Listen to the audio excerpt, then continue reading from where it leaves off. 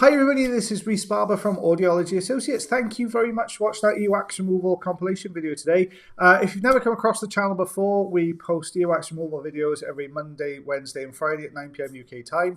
So if you haven't seen us before and you do enjoy the video, then please consider subscribing. So what we're going to be doing today is going through 3 patients that we saw towards the end of last week. We've put them together in a compilation video for you. There's a couple of different types of wax in there, so it's a good one to watch. So without further ado, I will pop my glasses on so I can see what's going on, and then we'll start the video up for you. Okay, so you can see that this first patient, very, very hairy external ear canal. Now, hairs are there for a reason, okay, and that's to stop larger bits of debris from getting inside the ear canal. Sometimes they can become a little bit overgrown, which is what you can see here. So when the wax is trying to migrate out of the ear canal, sometimes it can trap in these thicker hairs, and it can just stop it from migrating all the way out. But what you can see here is that the wax is actually hardened up a little bit on the outside edge. We've got the standard size ulnar tube in here, so you can see we managed to get quite a good grip. Just try to wiggle it back and forth to get it through these hairs.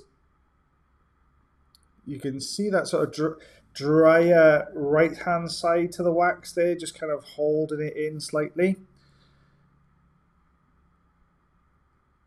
Try to look for any soft spot on the wax here at the moment. So you can see that we're trying to move into different positions to try and get a good grip.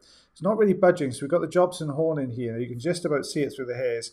So we're just going over the top of this front section because the back section is a little bit too tall in the canal. It's difficult to get over, so I'm using the front section to try and bring the block forwards to create a little gap then at the top, which is what we've got just there. You can see just trying to smooth it and bring it forwards. A lot of olive oil got into this ear canal as well. Patients be using some olive oil to try and soften this up, but of course it just adheres to all those little hairs on the outer part of the ear canal. So when you're putting the endoscope through, then you've got to kind of push through those little hairs, and it sometimes collects on the lens of the endoscope, which causes a very slight sort of blurring or misting. So the front section we pulled forward there, we're just getting hold of that with the standard size ulnar tube, trying to pull this through this kind of almost like a nest of hair here at the front. We get asked quite a lot, why don't we cut the hairs? It's not really necessary. The hairs are there as long as we can get the wax out without causing too much difficulty. Obviously, don't get me wrong, if we couldn't get the visualization because the hairs were so thick and so dense, then we may look at just trimming them down a little bit. And we can trim. You can use little scissors to trim around the outside edge, but they do have a purpose. In fairness, most people, if they have got quite dense hair in their ear canals, will kind of trim it away before they come in. So you can see we've got this piece of skin that's come away from that main block of wax. So we just use the crocodile forceps to pull that forwards.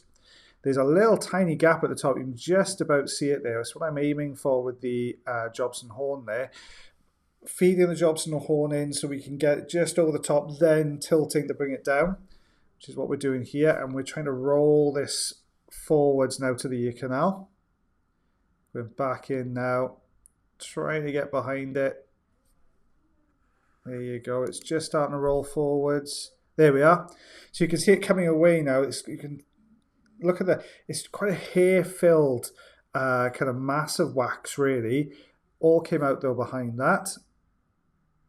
There you go. You can see. So where you've got around about the 3/8 of an inch mark, you can see that long strip of dead skin that was holding this in. And look how kind of matted with hair that is. So you've got this block and then all these little hairs embedded in there, and the wax is bound around that. So it's that's what's causing the issue there. Okay, so we've got second patient in the compilation now. Quite a narrow opening to the ear canal there. Wax itself is very hard. Okay, you can see by moving this section at the bottom here just how hard that wax is. Trying to use the Jobson horn now just to pull it down. There you go, just got over the top of it. Look how tough that is. As we're pushing down on it quite substantially, and it's just bending and flexing, but you can see it's just moving this whole piece of sort of very, very dry wax there. So trying to use the crocodile forceps now to get a good grip on this.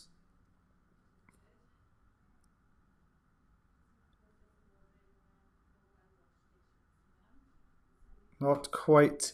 We can get a grip on it, but it's not really holding it tight enough to be able to get the good movement to it. So we're back in now with the Jobson horn. I'm trying to get behind this long piece you can see that's folding down from the right top right corner. There we go. Now we're starting to see a little bit of movement to it, which means we're going to be able to get the Jobson horn behind it again. Almost.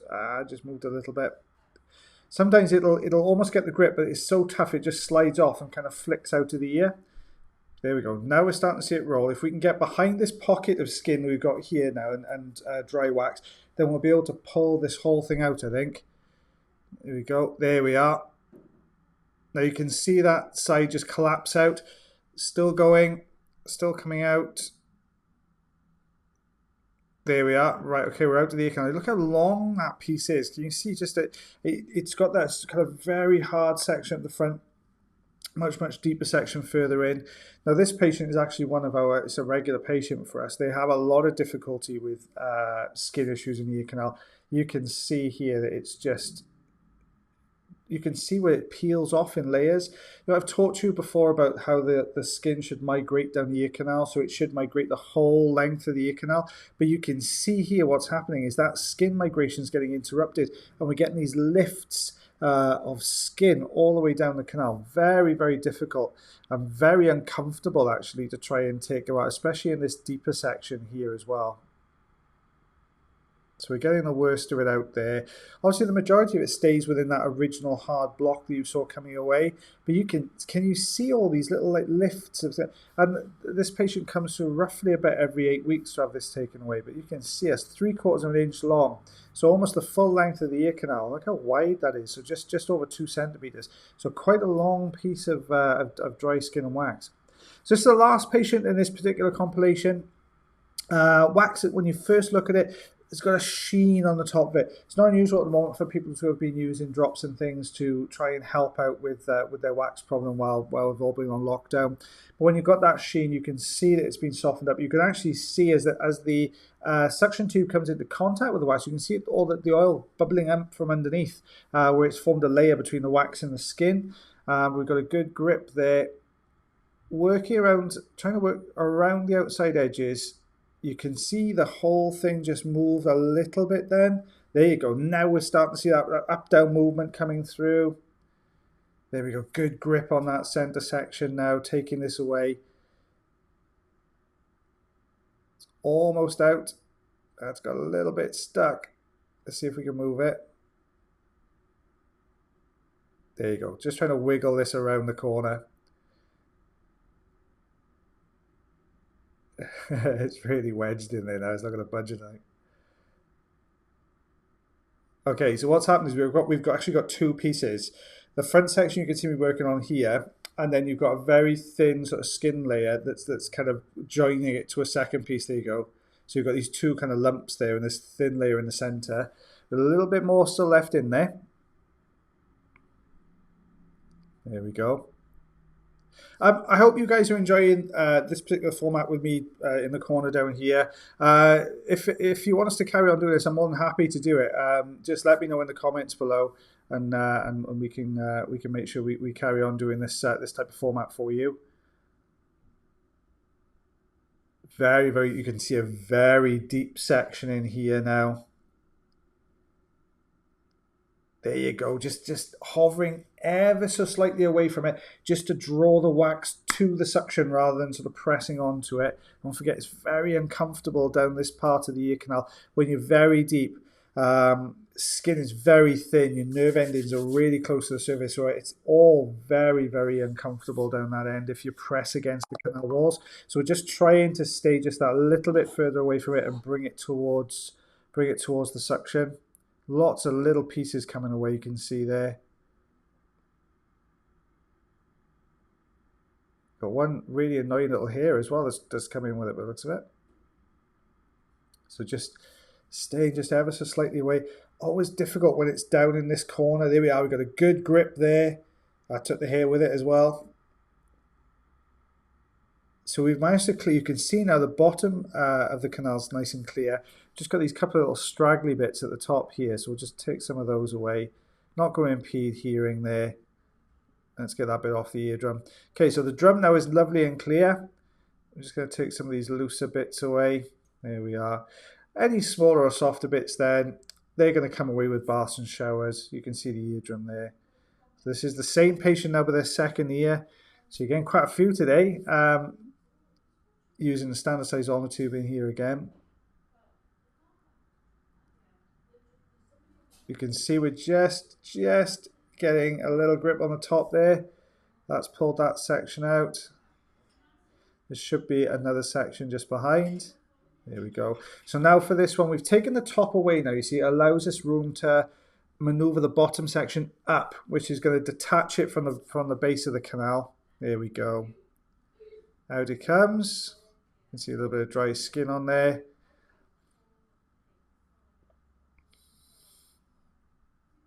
And the next section coming away.